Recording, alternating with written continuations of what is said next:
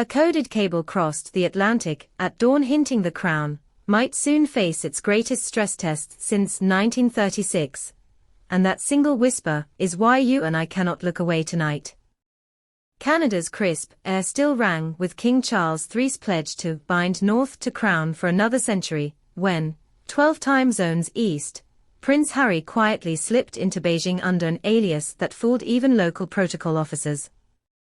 Two heirs to one history, separated by oceans yet now locked in a contest of vision, legitimacy, and raw public affection. If one falters, an institution older than Shakespeare could splinter before our eyes. The stakes stretch far beyond palace walls. Commonwealth polling shows support for Republican moves has risen to 42% in Australia, 28% in Canada, 36% in Jamaica. Tourism, worth 10% of global GDP, risks losing $4 trillion by 2030 if climate pledges stall, according to the WTTC. Geopolitically, a revived AUKUS bloc needs Ottawa as the stable Arctic gatekeeper, while Beijing courts Pacific microstates with billion-dollar ports.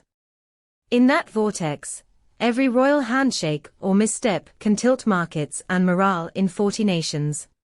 Charles's tour began with symbolism, so thick even maple leaves seemed to stand at attention. He wore the Royal Canadian Air Force tartan, whispering continuity, without saying a word. Yet aides confirm his briefing binder included a confidential annex.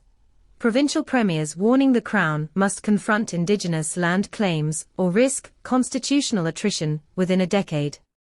So the King improvised. He greeted TCH Grand Chief Jackson Lafferty first, ahead of federal ministers. Cue frantic texts from Buckingham staff, precedent breach. But the King held the line, later telling confidants, "If we're not bridge builders, we're ballast."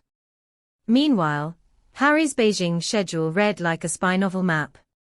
Breakfast at Dire Oitai with Sun Liang, CEO of the $90 billion Dragonfly Mobility Fund. Lunch with Tan Wei, TikTok's sustainability envoy. Tea at the Forbidden City with violin prodigies from the Purcell School satellite program. No reporters were invited, yet grainy phone footage leaked within an hour, triggering 120 million Weibo views under the tag, Prince Usher's Green Silk Road.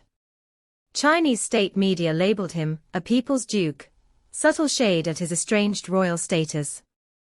Back in Ottawa, Charles rehearsed a French paragraph lauding Canada's carbon pricing model. Court scribes noted he practiced the line 19 times, each repetition a tacit rebuttal to climate-skeptical factions courting a U.K.Canada trade pact. When he reached Parliament, protesters unfurled banners reading, "The Crown drinks meltwater," beside others demanding faster reconciliation. Charles stepped from his Bentley, rain beads on his medal ribbons, and said simply, "Let us listen." The CBC-MIC caught it. Approval ratings spiked 6 points overnight among under 35s, yet right-wing columnists blasted him for woke grandstanding. Parallel intrigue brewed in Beijing's subterranean ballroom. Harry's keynote opened with a Mandarin greeting, polite applause, then he dropped a bombshell slide. Climate inaction costs $143 billion yearly. That's 2 Buckingham Palace renovations a day. The crowd laughed, officials grimaced. He pitched Travelist's blockchain-verified carbon tracker, offering Chinese airlines first-mover advantage. Sources say a memorandum of understanding was signed on the spot. If true, it gives Harry leverage that could eclipse any Commonwealth soft power gesture his father makes this quarter. Yet family ghosts stalk every corridor. William, monitoring both trips via encrypted briefings, faced donors at St. James's Palace. One asked whether the Prince of Wales endorses Travelist. William smiled tautly. "All efforts for the planet are welcome, provided they align with best science and transparency."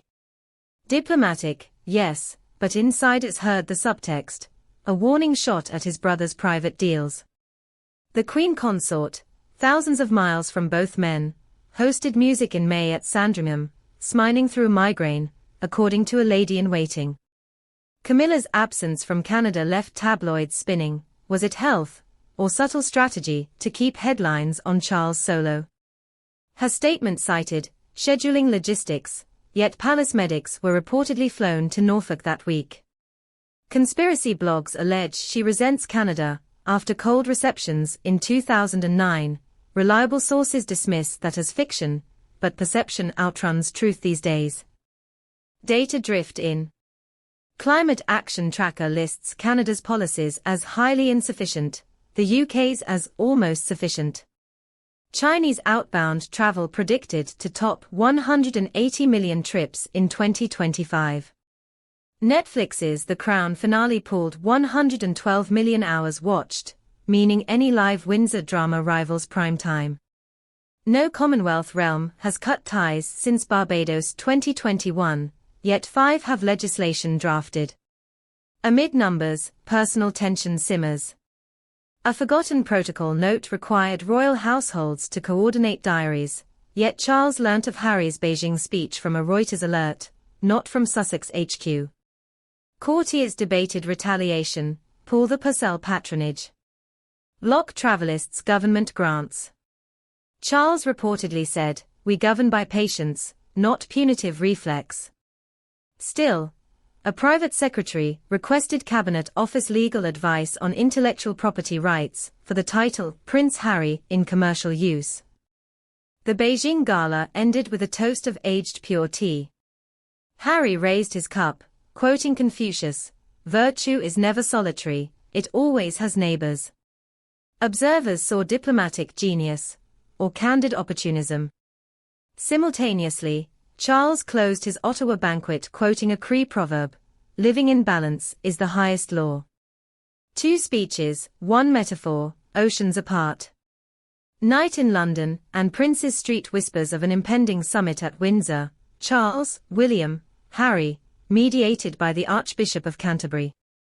Date unconfirmed, but Windsor Castle's Garter throne room was suddenly added to the maintenance rota for sound insulation checks. Fuel to speculation.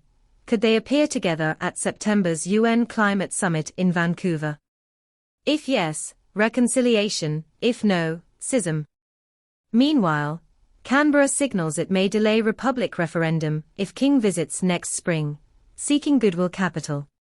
Palace planners juggle, Australia in April, UN in September, a Balmoral Centenary Garden unveiling in July, each a stage where family unity, or its absence, will project worldwide.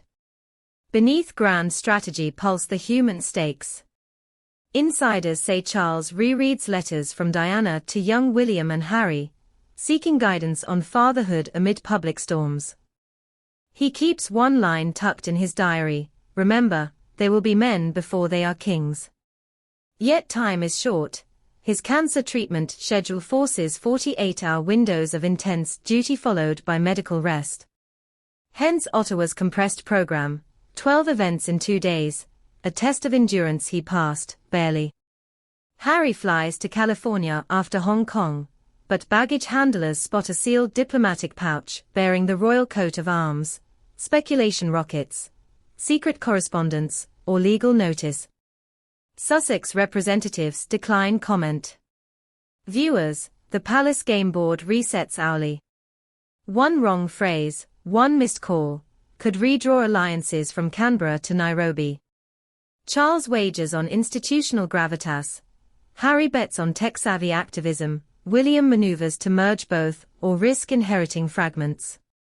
The monarchy's next chapter may be drafted not in Westminster, but in climate accords, data dashboards and live stream comment sections. Where will the fault line crack, or hold? Our next episode will unpack the Windsor briefing leaked to COP31 organizers, detailing carbon-neutral coronations and drone-based royal tours. Will it unite the family behind a single blueprint, or spark fresh rivalry over who leads the Crown's green revolution? Tap like so the algorithm knows you're pacing the corridors with us. Subscribe to keep the spotlight fixed on every clandestine meeting, and meet back here when the silence between father and son finally breaks, or breaks everything.